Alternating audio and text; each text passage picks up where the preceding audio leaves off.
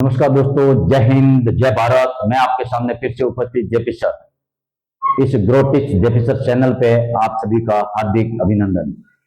आज का हमारा जो टॉपिक है, पार्लियामेंट ऑफ इंडिया के संसद के अंदर जो सदन हैं, उन दो सदनों में से आपके लोकप्रिय सदन जो लोकसभा को कहते हैं, उन लोकसभा के बारे में आपको आज संपूर्ण जानकारी दूंगा। यहाँ से अगर कोई यूपीएससी आरएएस में या मास्टर भर्ती में अगर कोई कंपटीशन में एग्जाम में क्वेश्चन अगर पुटअप होता है तो आपका एक भी क्वेश्चन गलत नहीं जाएगा। इतनी कोशिश करके हम ये वीडियो आज बनाए हैं आपके लिए। तो हम चलते हैं डायरेक्ट लोकसभा की ओर। तो लोकसभा को क्या क्या कहते हैं, उससे पहले आप थोड़ा समझ लो। ये मान लो आपकी संसद है, संसद, इनको थोड़ा समझना है। इनके आर्टिकल बहुत इंपॉर्टेंट है। तो संसद के अंदर 3 अंग हैं। कितने अंग हैं? 3 अंग हैं। और वो कौन कौन से हैं? एक है लोकसभा, एक है आपके राज्यसभा और एक है आपके राष्ट्रपति।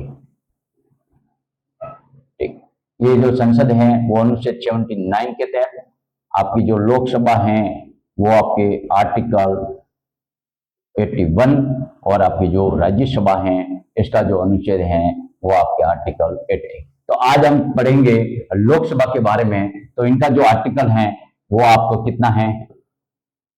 81 के तहत हमारी लोकसभा का गठन 1950 में हुआ। उस टाइम इस लोकसभा को हाउस ऑफ कॉमन्स के नाम से जाना जाता था। ये हाउस ऑफ कॉमन्स नाम इसलिए जाना जाता था क्योंकि हमारे यहाँ ब्रिटिश शासन चल रहा था। ब्रिटिश शासन के बाद हम जब भारत आजाद हुआ तो ब्रिटिश की वहां पे संसदीय शासन प्रणाली भी है और उसी के आधार पर उनके वहां पे हाउस ऑफ कॉमन आपके लोकसभा को कहा जाता था। इसीलिए हमारे यहाँ भारत में भी ये परंपरा चल रही है और लोकसभा को हाउस ऑफ कॉमन कहते हैं। और उसके बाद में 1954 में इसका नाम भारतीयों ने दिया, जिसका नाम है house of people. House of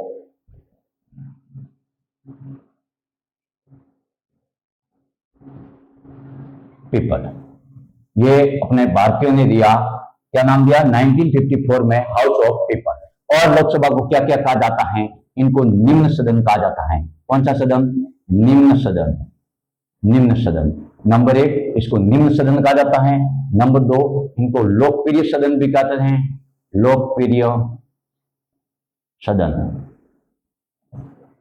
उसके बाद में इनको house of people, house of common, इनको गरीबों का सदन भी कहा जाता है।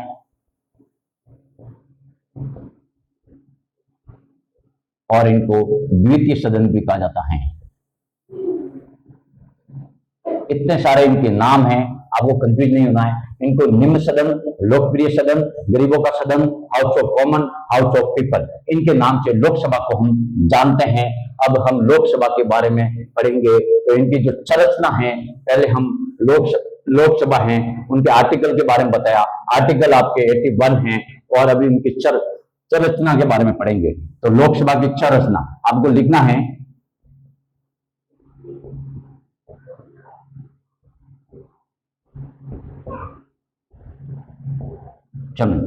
ये जो लोकसभा है, इनकी जो संरचना है, इनके कितने क्या है वो सब बताते हैं। और एक एक करके आप नोट बनाते रहिए, पेन कॉपी उठाइए और इनको लिखो कि लोकसभा की संरचना। सबसे पहले इनके अंदर कुल सदस्य, इस लोकसभा में कुल सदस्यों की संख्या, तो कुल सदस्य आपके कितने थे? 550। और अधिकतम अगर बात आए, अधिकतम, तो इसमें कितने थे? 552। कुछ इनको ध्यान से पढ़ना है। अगर पेपर में क्वेश्चन आए और वो अधिकतम की बात करें कि लोकसभा के सदस्यों में कुल अधिकतम संख्या कितनी होती है, तो आपके 552 होगी और कुल सदस्य वैसे 550।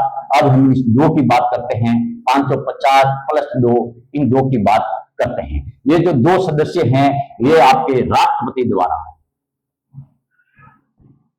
भारत के राष्ट्रपति द्वारा मनोनीत किए जाते थे। मनोनीत किए जाते थे, अब नहीं। क्यों? ये कौन होते हैं? 2 एंग्लो इंडियन भारतीय होते थे। एंग्लो इंडियन, इनको मैंने आपके अगले जो जो बड़ा वीडियो डाला था मैंने पूरे संसद के बारे में, तब आपको इनके बारे में मैंने समझाया था कि एंग्लो इंडियन किससे कहते हैं। एंग्लो इंडियन वो कहते हैं जिनके जो पिताजी है, दादा परदादा है, वो ब्रिटेन इंग्लैंड यानी विदेशों में रहते हैं और उनकी जो संतान है वो भारत में रहती है, उनको हम क्या कहते हैं, एंग्लो इंडियन। तो अब ये लोकसभा में एंग्लो इंडियन की जो सदस्य हैं दो है, वो आपके लोकसभा में चुने जाते हैं और उनको राष्ट्रपति चुनते हैं, मनोनीत करते हैं। और अब इनको क्या हो रहा है, एक आपको संविधान संशोधन याद रखना है, 104वां संविधान संशोधन इंपॉर्टेंट है, यहां से क्वेश्चन पुट अप होगा, आपको याद रखना है 104वां संविधान संशोधन, 104वां संविधान संशोधन 2020 को भारतीय संसद में एक बिल पेश किया गया। कौन सा बिल पेश किया गया, ये बिल पेश किया गया और ये बिल लोकसभा में रखा, फिर ये लोकसभा के बाद राज्यसभा, राज्यसभा के बाद राष्ट्रपति ने पास किया, राष्ट्रपति के पास राज्यसभा।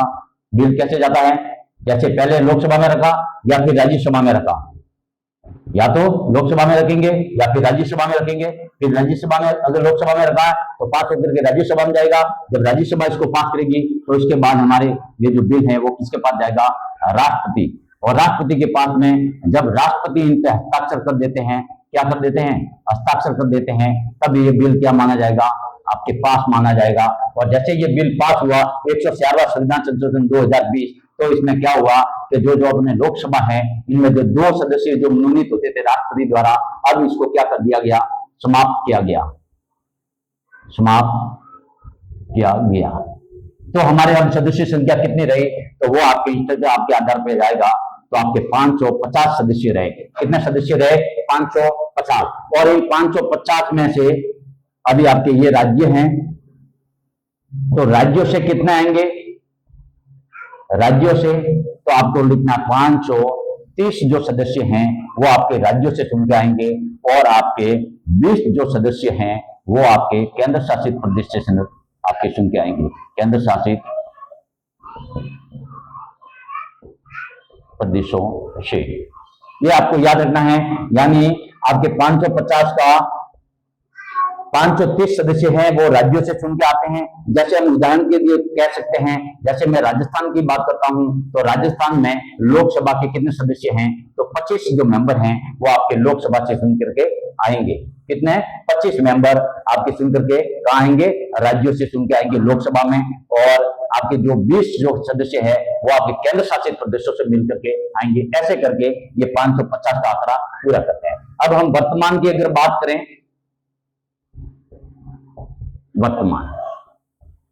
वर्तमान की बात करें तो 543 मेंबर हमारे लोकसभा में वर्तमान में है। कितने मेंबर, 543। अब इस 543 में से आपके 530 सदस्य हैं वो आपके किससे आते हैं, आपके राज्यों से चुनकर आते हैं, राज्यों से। और आपके 13 जो सदस्य हैं वो आपके केंद्र शासित प्रदेशों से, केंद्र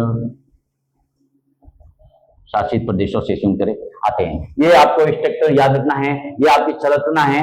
इसमें टोटल सदस्यों की संख्या बात की और अपन आपको स्ट्रक्चर समझ में आया होगा कि अभी वर्तमान में आपके 543, क्योंकि दो जो सदस्य अपने 545 थे, बाकी 2020 के बाद 104वां संविधान संशोधन करके राष्ट्रपति द्वारा जो मनोनीत होते थे उनको जब समाप्त किया, तो आपके अभी लोकसभा में सदस्यों की संख्या वर्तमान में है तो आपके 543 लिखना है। और अगर अधिकतम पूछे तो आपको 550 लिखना है, क्योंकि अब दो है नहीं, जब ये बिल में समाप्त कर दिया गया तो अब आपके 550 रहे।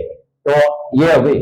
अब अगर यह क्वेश्चन आ जाए कि संसद में कुल कितने सदस्यों को राष्ट्रपति द्वारा मनोनीत किया जाता है, तो अब आपके सिर्फ आंसर आएगा 12 सदस्य, और वो 12 सदस्य आपके राज्यसभा से चुन के आते हैं। यहां से क्वेश्चन अगर पुट होता है तो अब आपका गलत होना नहीं चाहिए, क्योंकि अब आपको मैंने ये समझा दिया है। तो ये आपके वर्तमान की बात हो गई।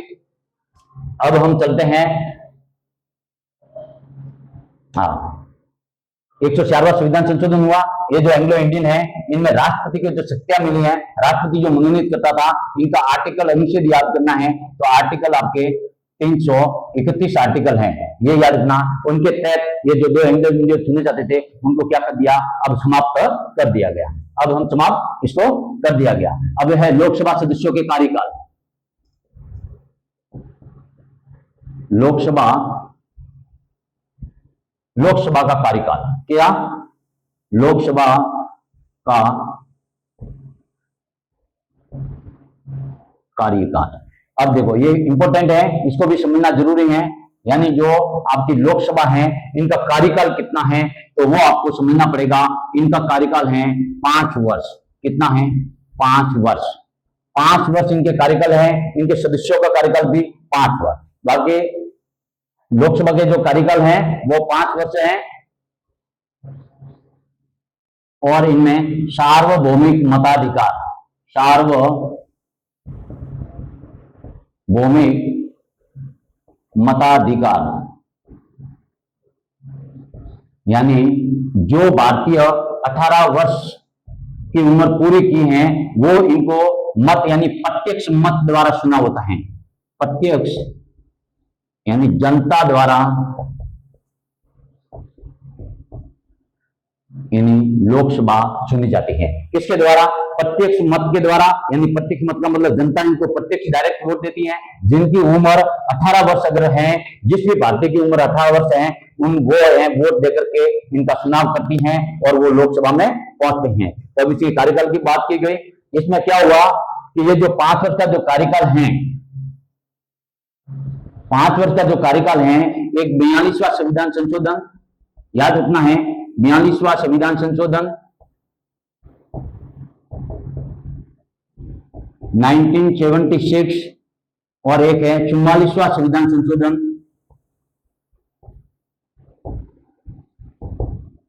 1978। इन दोनों को समझना है, इंपॉर्टेंट है, बहुत ही इंपॉर्टेंट है।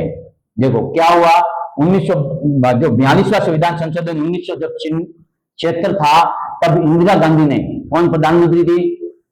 इंदिरा गांधी ने क्या लाया था? 42वां संविधान संशोधन किया और इनका लोकसभा का जो कार्यकाल है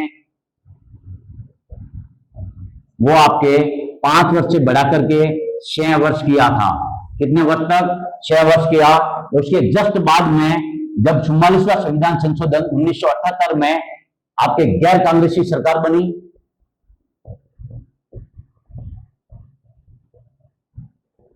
सरकार यानी मोरारजी देसाई की सरकार, मोरारजी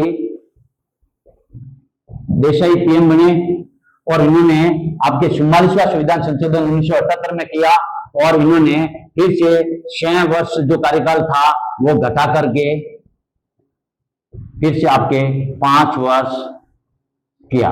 ये इंपॉर्टेंट है, 6 वर्ष से घटा करके 5 वर्ष किया और एक भी सरकार ऐसी आई नहीं जिन्होंने 6 वर्ष का कार्यकाल पूरा किया। तो यहां से अगर क्वेश्चन पुटअप होता है तो आपका गलत नहीं होना चाहिए। ये आपके कार्यकाल की बात हो गई। अब इसको एक निश्चित है आर्टिकल याद रखना है 85(2). ये जो आर्टिकल है इंपॉर्टेंट है, ये राष्ट्रपति से संबंधित है। इसमें राष्ट्रपति की शक्ति है और इस शक्ति का जो प्रयोग है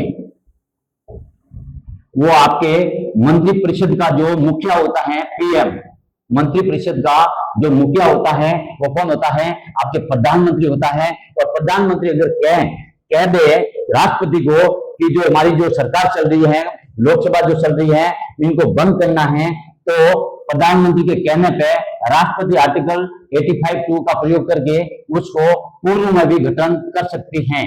पूर्व में भी गठन कर सकते हैं।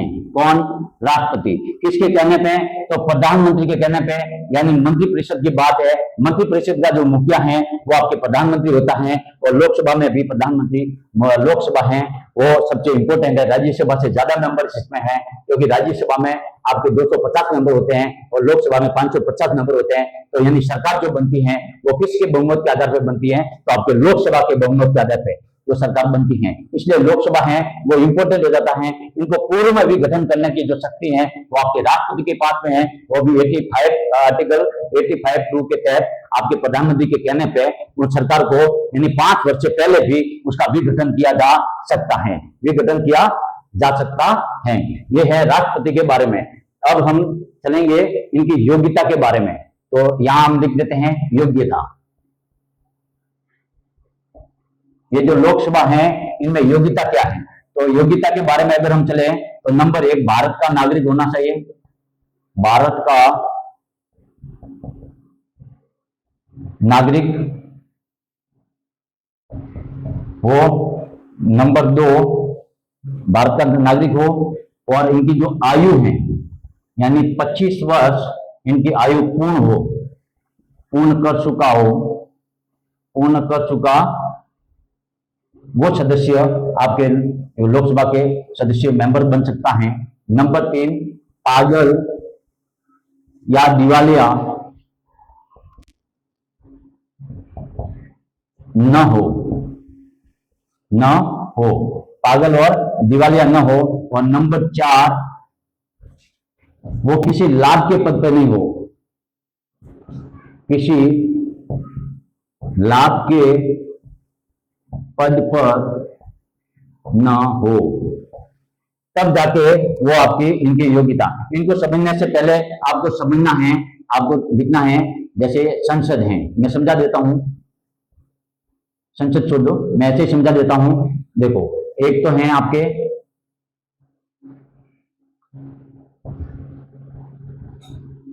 राष्ट्रपति, राज्यसभा, लोकसभा। इन तीन को समझते हैं तब आपको ये उम्र वाला जो फैक्टर है वो आपको याद हो जाएगा। लोकसभा में आपके 25 वर्ष उम्र होनी चाहिए, राज्यसभा में आपके 23 वर्ष उम्र होनी चाहिए और राष्ट्रपति बनने के लिए 35 वर्ष का उम्र है। ये आपको याद करना पड़ेगा, तब आपको याद हो जाएगा। लोकसभा के लिए 25 वर्ष, राज्यसभा के लिए 30 वर्ष और आपके राष्ट्रपति के लिए 35 वर्ष ये रखी गई हैं। ये इन योग्यता में आपको याद हो जाएगा। तो हमारी लोकसभा की बात चल रही है, वो आपके 25 वर्ष पूर्ण कर चुका हो, भारत का नागरिक हो, पागल या दिवालिया न हो और किसी लाभ के पद पे न हो। आप इनका स्क्रीनशॉट लो ताकि मैं आगे नेक्स्ट आपको पढ़ाऊं।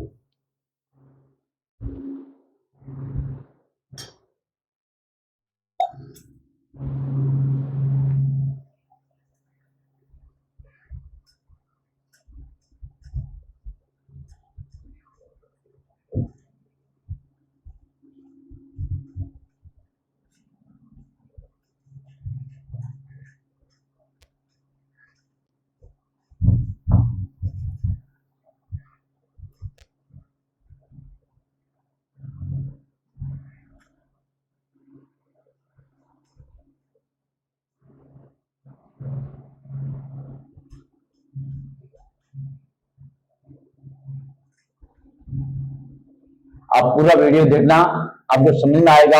यहां से अगर क्वेश्चन पुटअप होता है तो आपके इसमें एक भी गलती नहीं होगी, क्योंकि थोड़ा वीडियो बड़ा हो सकता है। क्योंकि यहां से क्वेश्चन अगर आएगा तो एक भी क्वेश्चन आपके गलत नहीं जाएगा, एक भी क्वेश्चन आपके गलत नहीं जाएगा। तो अब हम चलते हैं अगला नेक्स्ट जो है अपना, यानी लोकसभा के। देखो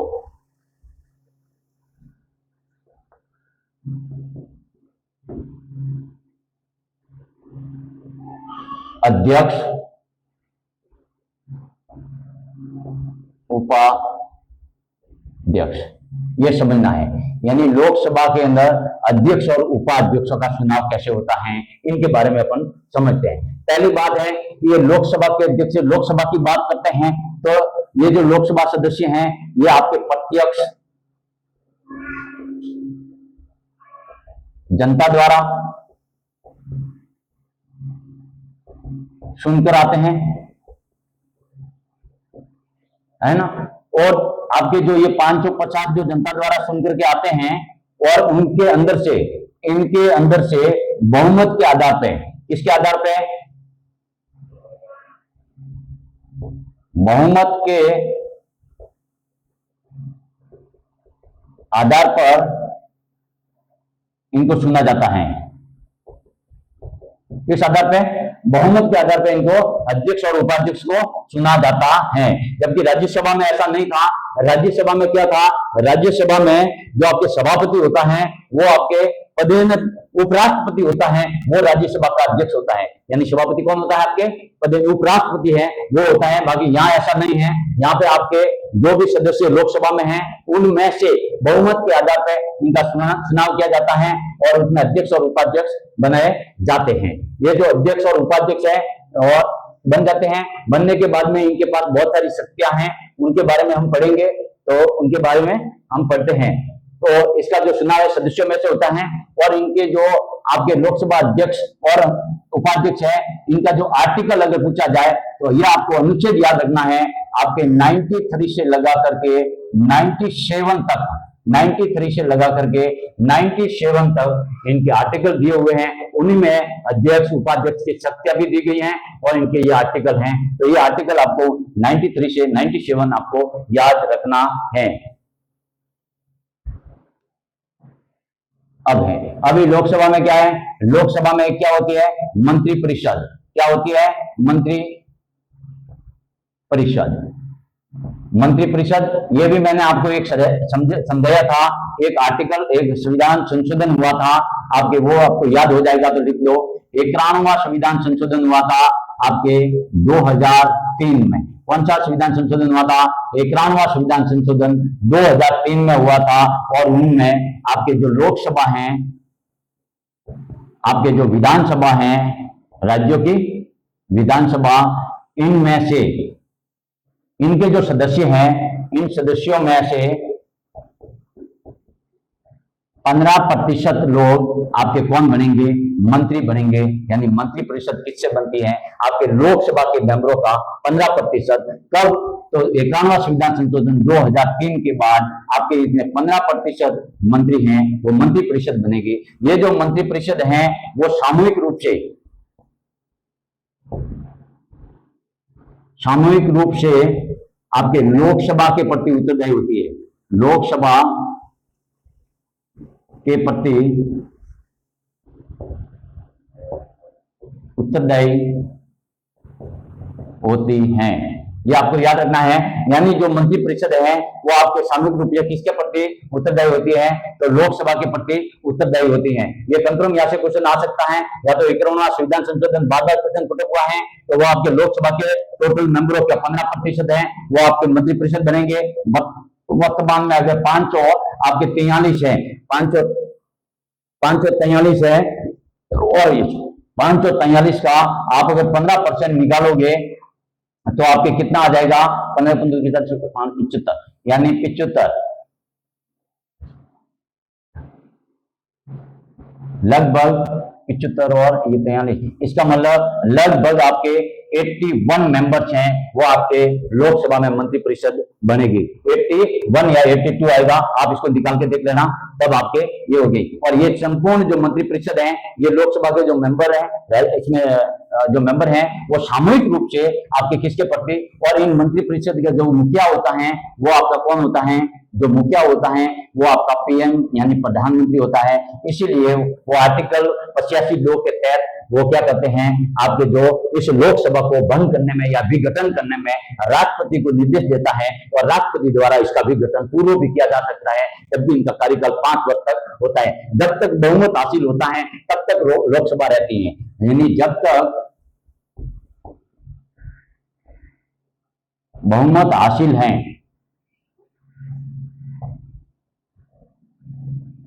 तब तक ये लोकसभा बनी रहती हैं, बनी रहती हैं, है ना। बहुमत का मतलब क्या हुआ, अब देखो बहुमत क्या, जैसे आपके 545 ये जो 543 जो मेंबर्स हैं, 543 जो मेंबर हैं, और इस मेंबरों में यानी जब तक ये बहुमत हासिल करेंगे, यानी आपके सरकार बनाने में आपको कितना 51 आवश्यकता होती है सदस्यों की, और वो अगर 51 हासिल हो जाते हैं, जब तक ये रहेंगे तब तक आपकी लोकसभा रहेगी। अगर ये नहीं रहेगी तो ये भी हो जाएगी। अगर लोकसभा के अध्यक्ष और उपाध्यक्ष का चुनाव है वो आपके कौन करते हैं, तो इनके लोकसभा के सदस्यों के अंदर से इनके बहुमत के आधार पर चुनाव होता है। तो अब इनका त्याग पत्र की बात करें तो हम इनके त्याग पत्र की बात करते हैं। त्याग पत्र, यानी इनको हटाया कैसे जाएगा, तो वो आप बात करते हैं। इनका अगर त्याग पत्र है तो जिस प्रकार राष्ट्रपति है वो उपराष्ट्रपति को त्याग पत्र देता है लिखित रूप में, उसी प्रकार उपराष्ट्रपति है वो राष्ट्रपति को त्याग पत्र देता है। तो इसी प्रकार आपके लोकसभा जो अध्यक्ष हैं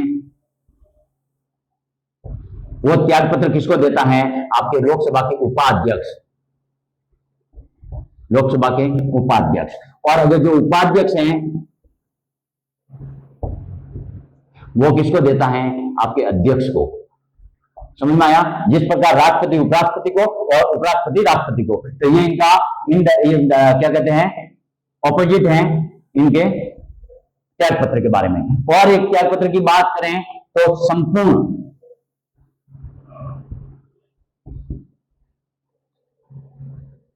लोकसभा के सभी सदस्य प्रस्ताव पास करे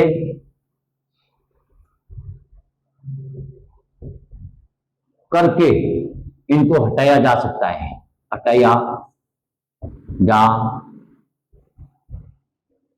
सकता है।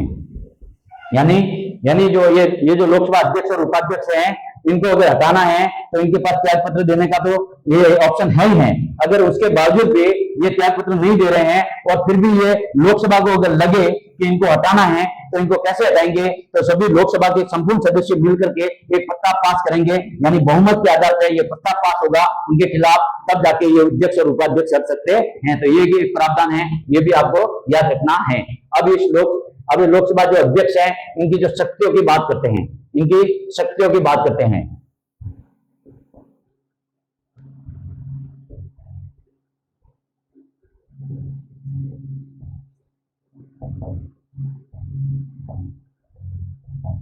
शक्तियां, ये आपको याद रखना है। शक्तियां में कौन कौन आएगा, क्या क्या है। देखो, लोकसभा अध्यक्ष है, इनके शक्तियां दी हुई है। क्या दी हुई है, शक्तियां। अगर कोई बिल है यानी धन विधेयक, कौन सा धन विधेयक, ये आपके आर्टिकल अनुच्छेद 110 के तहत कोई धन विधेयक है तो ये कौन कहेगा कि ये धन विधेयक है या नहीं, इनका फैसला कौन करेगा, तो ये कौन करेगा, आपके लोकसभा अध्यक्ष करेगा। लोकसभा अध्यक्ष हैं वो फैसला करेगा कि ये धन विधेयक है। दूसरी शक्ति की बात करें तो आपके संयुक्त अधिवेशन, संयुक्त अधिवेशन, ये जो संयुक्त जो अधिवेशन है वो आर्टिकल आपको याद रखना है अनुच्छेद 108 के तहत संयुक्त अधिवेशन बुलाया जाता है। तो इसको बुलाता कौन है, तो वो आपके राष्ट्रपति इनको बुलाता है। कौन बुलाता है, राष्ट्रपति संयुक्त अधिवेशन बुलाता है, यानी लोकसभा और राज्यसभा को सामूहिक रूप से संयुक्त अधिवेशन किया जाता है तो उनको बुलाता कौन है, आपका राष्ट्रपति बुलाता है। जबकि इनकी अध्यक्षता कौन करता है, ये क्वेश्चन यहां से पूछा जाता है, इनकी अध्यक्षता कौन करता है, तो इनकी जो अध्यक्षता है वो आपके लोकसभा अध्यक्ष करता है। लोकसभा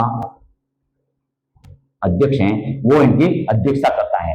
नंबर 3, इनकी और एक शक्ति है, जैसे कोई बिल आपके लोकसभा में बिल है या विधेयक है, ये जो विधेयक अगर लोकसभा में लाया गया और इनके अंदर बहुमत है, बहुमत हासिल नहीं हुआ, बहुमत अगर हासिल नहीं हुआ, क्योंकि यहां से क्वेश्चन पुटअप होते हैं इसलिए आपको समझना है। यानी बहुमत अगर कोई बिल है वो लोकसभा में लाया और उसमें क्या हुआ, आपके वो बहुमत है वो हासिल नहीं हुआ, तो क्या करेंगे, इस बिल के अंदर आपके क्या करेंगे, ये जो निर्णायक मत की भूमिका है, निर्णायक मत, तो ये निर्णायक मत की जो शक्ति है वो आपके किसके पास है, तो लोकसभा अध्यक्ष के पास। अध्यक्ष बाय द वे ये बिल लाया और ये शक्ति इसमें आपके लोकसभा अध्यक्ष भी नहीं है और आपके उपाध्यक्ष भी नहीं है। अगर लोकसभा का अध्यक्ष और उपाध्यक्ष दोनों नहीं है, जब दोनों लोकसभा अध्यक्ष एवं उपाध्यक्ष अगर ये दोनों नहीं है, दोनों अगर उपस्थित नहीं है, अगर नहीं हो तो राष्ट्रपति को ये शक्ति है, किसको? राष्ट्रपति को ये शक्ति है कि आपके उस लोकसभा के जो मेंबर हैं यानी सदस्यों में से एक को अध्यक्ष बना सकते हैं, बना सकते हैं। देखो क्या क्या समझाया? लोकसभा अध्यक्ष की सत्ता धन विधेयक है, अगर आर्टिकल 110 के तहत धन विधेयक है तो उस धन विधेयक को कौन कहेगा कि ये धन विधेयक है या नहीं है? तो ये आपको कहने वाला कौन है? लोकसभा अध्यक्ष है। अगर संयुक्त अधिवेशन बुलाया जाता है राष्ट्रपति के द्वारा 108 के तहत तो उनको बुलाता कौन है? तो आपके राष्ट्रपति बुलाता है, बाकी इनकी जो अध्यक्षता है वो आपके कौन करता है? आपके लोकसभा अध्यक्ष। अगर ये लोकसभा अध्यक्ष नहीं हो और उपाध्यक्ष भी नहीं हो, यानी लोकसभा अध्यक्ष और उपाध्यक्ष, आर्टिकल याद रखना है 93 से 97 अनुच्छेद याद रखना, लोकसभा की ये शक्तियों की बात कर रही है, आर्टिकल सभी इसी में इन्हीं के लिए है, ठीक है। तो अगर वो दोनों नहीं है, अगर लोकसभा अध्यक्ष भी नहीं है और उपाध्यक्ष भी नहीं है, तो राष्ट्रपति को एक शक्ति मिली हुई है और राष्ट्रपति क्या करता है? उन सदस्यों में से उनमें से एक को अध्यक्ष और उपाध्यक्ष बना सकते हैं। ये शक्ति किसके पास है? आपके राष्ट्रपति के पास में है। तो ये स्क्रीनशॉट ले सकते हो आप, ताकि मैं आगे नेक्स्ट पढ़ाऊं।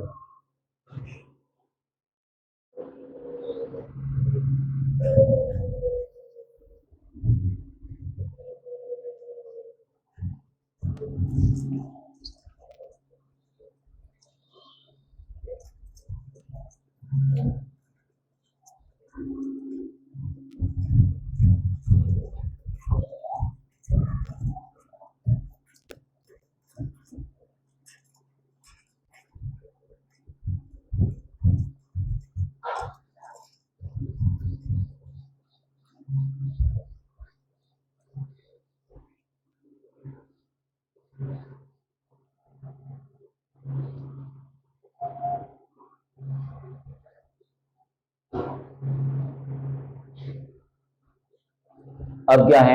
इस लोकसभा में याद रखना है, यहां से क्वेश्चन पुटअप होगा आरक्षण। क्या है? आरक्षण। राज्यसभा में ऐसी कोई विशेषता नहीं है, बात ही आपके लोकसभा में आरक्षण की व्यवस्था की गई है और वो आरक्षण की व्यवस्था आपको समझनी पड़ेगी। यानी अनुसूचित जाति के लिए, अनुसूचित जाति के लिए यानी जो 550 जो सदस्य है उनमें उनकी बात कर रहे हैं, तो इनको आरक्षण दिया गया है। अनुसूचित जाति को यानी एससी को आपके आरक्षण दिया है 84 मेंबर सदस्य।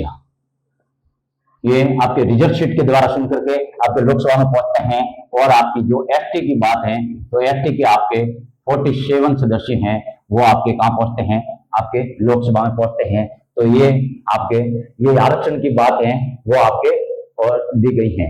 अब ये जो आरक्षण की बात है वो आपके आर्टिकल अनुच्छेद 330 के तहत में एससी को और एसटी को ये आरक्षण मिला है। आर्टिकल याद रखना है, तो ये आर्टिकल 330 के तहत में है। एक और आर्टिकल है वो भी आप याद रख सकते हो, तो अनुच्छेद आपके 331, ये मैंने आर्टिकल आपको बताया था। इसमें राष्ट्रपति को शक्ति थी, राष्ट्रपति के द्वारा दो जो एंग्लो इंडियन जो मनोनीत होते थे, ये भी आरक्षण तो है।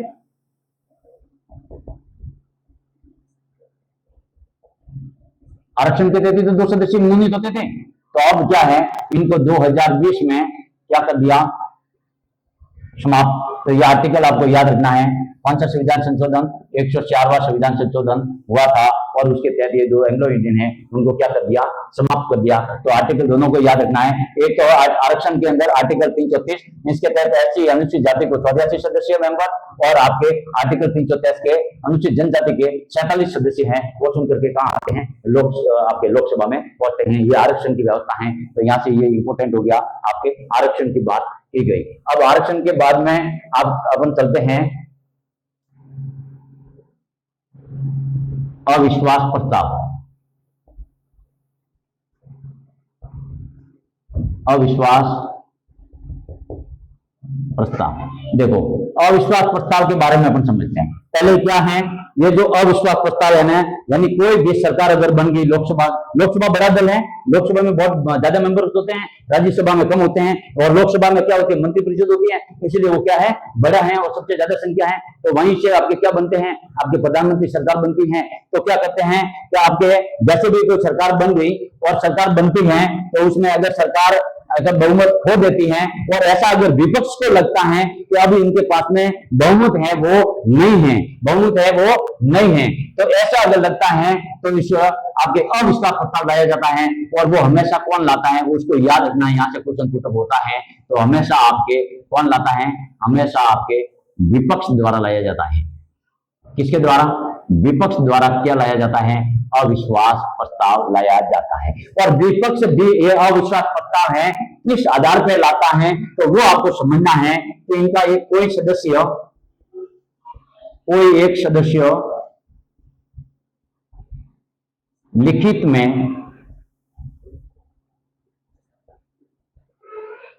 प्रस्ताव रखता है, देखो प्रस्ताव तो ये रखता है कोई एक सदस्य कि भाई अविश्वास प्रस्ताव है, उन्होंने लोकसभा में रख दिया। कहां रख दिया, लोकसभा में अविश्वास प्रस्ताव को रख दिया, विपक्ष द्वारा रखा गया। बाकी किसी एक सदस्य द्वारा रखा जाता है। बाकी उसमें क्या होता है, आपके जो विपक्ष हैं वो 50 सदस्यों की सहमति वाला जो आपके अविश्वास प्रस्ताव है, यानी उसका समर्थन होना चाहिए, सहमति या आपके समर्थन लिया हुआ जो प्रस्ताव है, वो जो 50 सदस्यों ने जो साइन किए हैं, समर्थन दिया है, वो एक सदस्य द्वारा आपके लोकसभा में अविश्वास प्रस्ताव रखा जाता है। और फिर उसके बाद में उनका क्या होता है, बहुमत का टेस्ट होता है। और बहुमत के टेस्ट में अगर वो सरकार है, अगर जैसे मैं कह रहा हूं, भारत के पहले जो पहला अविश्वास प्रस्ताव लाया था, वो आपके जवाहरलाल नेहरू प्रधानमंत्री थे, जवाहरलाल नेहरू जी प्रधानमंत्री थे, उस दौरान अविश्वास प्रस्ताव लाया और उन्होंने बहुमत हासिल कर दिया था, बहुमत हासिल कर दिया था।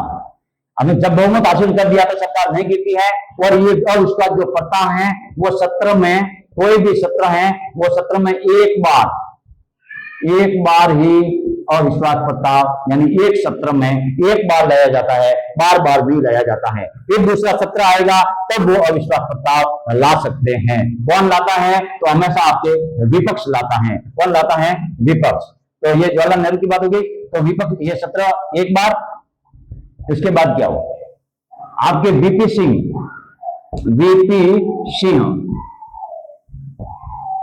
ये 1989 से 1991 तक क्या थे, आपके प्रधानमंत्री थे। और ये भी एक गठबंधन की सरकार के क्या थे, प्रधानमंत्री थे। और इनके खिलाफ भी क्या लाया गया, अविश्वास प्रस्ताव लाया। तो इन्होंने इस अविश्वास प्रस्ताव का क्या हुआ, सामना नहीं कर सके और ये बहुमत हासिल नहीं कर सके, बहुमत हासिल नहीं कर सके, यानी इन्होंने सामना किया ही नहीं। तो ये क्या हो गया, आपके सरकार है वो गिर गई। क्या हो गई, सरकार गिर गई। यहाँ विपक्ष की विजय होती है। ये विश्वनाथ प्रताप सिंह है, इनके खिलाफ अविश्वास प्रस्ताव लाया, इन्होंने लोकसभा का सामना नहीं किया, यानी लोकसभा का सामना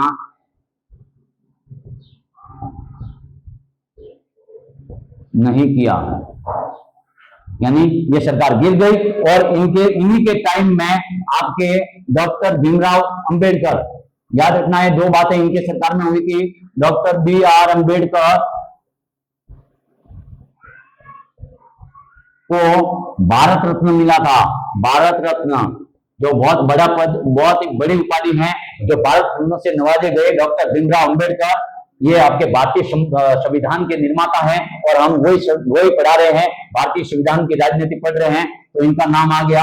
BR अंबेडकर को भारत रत्न किस सरकार द्वारा दिया, VP सिंह यानी विश्वनाथ प्रताप सिंह द्वारा 1989 से क्रांति के बीच में ये प्रधानमंत्री थे, तब इन्होंने क्या, एक डॉक्टर भीमराव अंबेडकर को भारत रत्न दिया। और दूसरा इन्होंने जो कार्य किया था, इनकी सरकार के रहते हुए उन्होंने मंडल कमीशन, जो मंडल आयोग था, मंडल आयोग, ये जो मंडल आयोग था, इनको पास करने की भूमिका किसने की थी? आपके विश्वनाथ प्रताप सिंह द्वारा, जिससे आपको क्या है, ओबीसी को 27% जो आरक्षण मिला है वो आपके विश्वनाथ प्रताप सिंह की सरकार की देन है। यहाँ से आपके, क्योंकि मंडल आयोग को पास करने में इनकी भूमिका रही थी। तो ये आपके हो गया होगा इसमें। ये अब नेक्स्ट चलते हैं।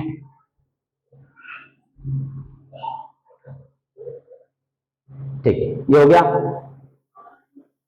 आपातकाल। अब एक पॉइंट और है इस लोकसभा से संबंधित, आपातकाल।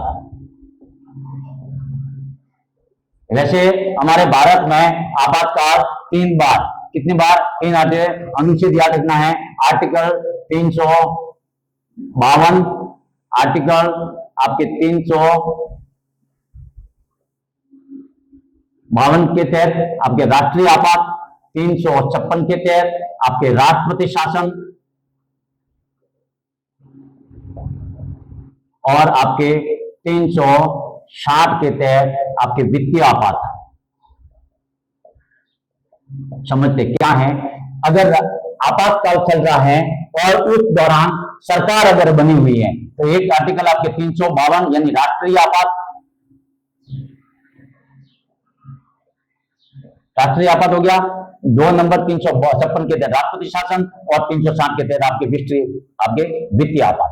ये जो आपातकाल के दौरान अगर सरकार चल रही है, उस आपातकाल के दौरान तो क्या करते हैं कि आपके जो इलेक्शन है, वो चुनाव है, नहीं किए जा सकते हैं। तो आपके एक बार में सरकार को कितना मतलब आगे बढ़ाया जा सकता है कार्यकाल को, तो आपके आपातकाल के दौरान राष्ट्रपति को ये शक्ति है, राष्ट्रपति को शक्ति दी गई है कि आप इस आपातकाल के दौरान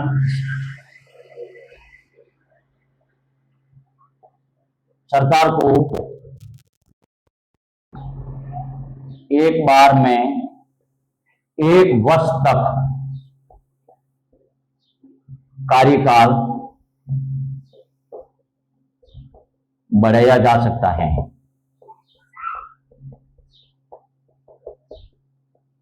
एक मतलब क्या कह रहा है कि आपातकाल अगर लगा हुआ है पूरे भारत में, अगर 352 की धारा लगी हुई है तो पूरे भारत के अंदर आपातकाल रहेगा।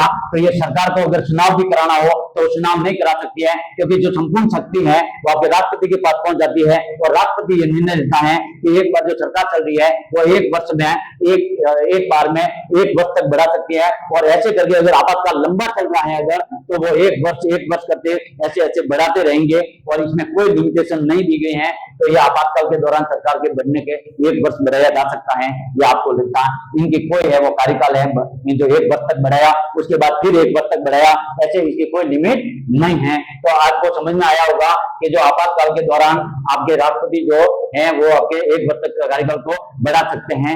अब है हम एक और बात इसके अंदर आती है लोकसभा के बाद में, एक क्या होता है गणपूर्ति। ये क्या कहता है? इस गणपूर्ति को कोरम कहते हैं। क्या कहते हैं? कोरम। अब ये कोरम क्या है? ये 1/10 होते हैं। कोरम क्या होता है? 1/10 सदस्य होते हैं। यानी मान लो आपके 545 अगर आपके अभी क्या कहते हैं लोकसभा के सदस्य हैं, तो इनका 1/10 कितना होगा? तो लगभग आपके 55 सदस्य। कितना? 55 सदस्य। ये 55 सदस्य अगर मौजूद रहेंगे तभी आपके क्या है लोकसभा की गणपूर्ति होगी, और तभी इनके अंदर कोई बिल अगर रखा है तो वो पास माना जाएगा। अगर ये कोरम पूरा नहीं होता है तो कोई बिल पास माना नहीं जाएगा। तो ये गणपूर्ति आपको याद रखनी है। एक क्या होता है? जब चुनाव होता है, चुनाव क्या होता है? जब चुनाव होता है तो कोई भी सदस्य इस चुनाव में क्या लेता है? भाग लेता है। जब सदस्य ये भाग लेता है तो उनको कितने मत, यानी आपको कितने मत हासिल करना पड़ेगा, नहीं तो आपकी जमानत जब्त होगी। क्या होगी? जमानत जब्त। तो कैसे होगी देखो, तो इनको 1/6 मत हासिल करने पड़ते हैं। मान लो कि 100 सदस्यों द्वारा इलेक्शन हो रहे हैं, तो उनमें से आपके 1/6 मत अगर हासिल नहीं होगा तो आपकी जमानत जब्त होगी। वो जमानत राशि कितनी है वो सरकार ने अलग अलग रखी है, लोकसभा के लिए अलग है, आपके राज्यसभा विधानसभा सबके लिए क्या जमानत राशि है वो अलग अलग। यानी 1/6 मत हासिल करेंगे तभी जाके उनको जमानत जब्त नहीं होगी, और अगर इससे कम आएगी तो उनकी जो जमानत राशि है वो आपके वापस नहीं मिलती हैं। तो ये है आपके इसके दौरान। अब हम एक बात करते हैं विपक्ष की। किसकी बात करते हैं? तो विपक्ष की बात करते हैं। थोड़ा लास्ट रहा है अभी, तो मिटा देता हूं मैं यहां से, समझना है ये लास्ट है। अभी वीडियो थोड़ा बड़ा हुआ है, कोई बात नहीं। अब हैं आपके विपक्ष के नेता अब इसकी बात मैं समझा देता हूं कि विपक्ष के नेता। अब क्या हुआ कि जैसे आपके कोई सरकार है, जैसे अभी वर्तमान में एनडीए की सरकार है, और एनडीए की सरकार क्या है, बहुमत हासिल करके एनडीए की जो सरकार, गठबंधन की जो सरकार बनी हुई है, वो इसमें सबसे बड़ा जो घटक दल है वो आपके बीजेपी है। कौन सा है? बीजेपी है। इन्होंने ये सरकार बनाई और आपके प्रधानमंत्री है वो नरेंद्र मोदी जी हैं। तो पीएम आपके कौन है? नरेंद्र मोदी जी। अब जब नरेंद्र मोदी जी पीएम हैं तो इनके सामना करने के लिए एक विपक्ष का नेता होता है, वो भी वर्तमान में आपके कौन है? तो आपके इंडिया गठबंधन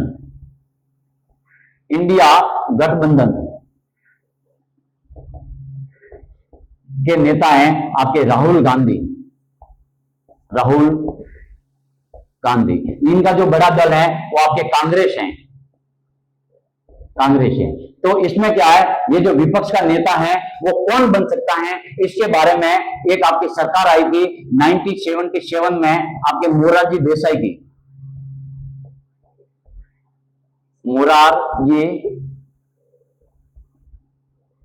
देसाई जो पीएम थे, तब इन्होंने एक बिल लाया था और उन बिल में इन्होंने कहा था कि अगर कोई विपक्ष का नेता बनेगा तो उनके जो विपक्ष में, मतलब जो विपक्ष में बैठा है वो सबसे बड़ा दल, और विपक्ष में सबसे बड़ा दल वर्तमान में कौन है?